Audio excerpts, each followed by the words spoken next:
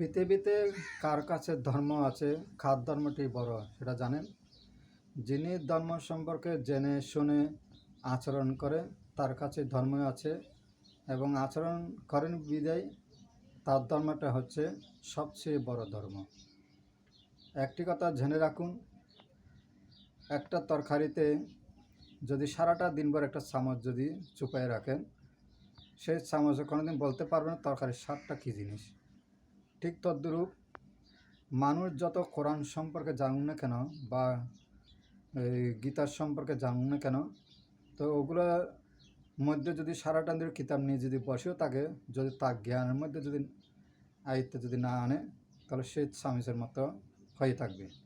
মানে ধর্ম জিনিসটা কী জিনিস সে বুঝতে পারবে না। চামচের মতোই, চামচে যেমন তরকারির স্বাদটা কী জিনিস বুঝতে পারতেছে না, ঠিক তত সেরকমই এই ধর্মটাকে বোঝার জন্য, এই ধর্মের কাছে যাওয়ার জন্য পৃথিবীতে যারা আল্লাহ বলেন বা ভগবান বলেন, ঈশ্বর বলেন, দুনিয়াতে সবার আলাদা আলাদা মানুষ দুনিয়াতে পাঠিয়েছিল, কিন্তু সবাই কিন্তু আজ হোক কাল হোক সেই জায়গায় পৌঁছতে হবে।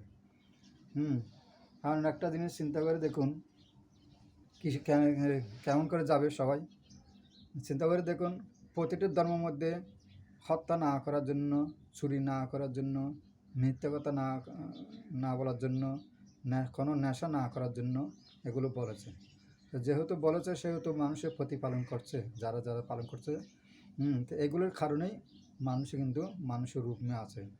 আর যারা অন্যায় করছে তাদের হয়তো একটা না একটা অভাব রাখছে, নয়তো টাকা পয়সার অভাব, নয়তো হয়তো কারোর হাত নেই পা নেই, কোনো এক সময় এরকম গুনাহ কাজ করছে বিধায় সেরকম সেভাবে তাকে সেভাবে দিয়েছিল। কিন্তু যারা এগুলো স্মরণ করে, যারা সতর্ক হয়েছে, তারা সেই আজকে না হয় কালকে সেই জায়গায় পৌঁছতে পারবে, যেটা আপনি আল্লাহ বলেন বা ঈশ্বর বলেন ভগবান, ওই জায়গায় পৌঁছতে পারবেন।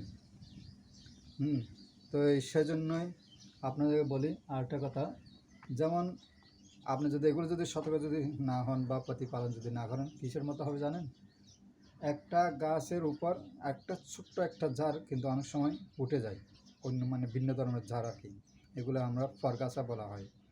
তো ফরগাছা যেভাবে বড়, যে গাছের উপরে ফরগাছা যেভাবে ফরগাছের উপরে মানে চড়ে আছে, কিন্তু যেটা বড় গাছের উপরে ছোটো ফরগাছাই কিন্তু হয়ে থাকে, সেই বড় গাছকে আস্তে আস্তে ধ্বংস করে ফেলে, কারণ তার থেকে খাদ্য সংগ্রহ করে সে কিন্তু বড় হয়।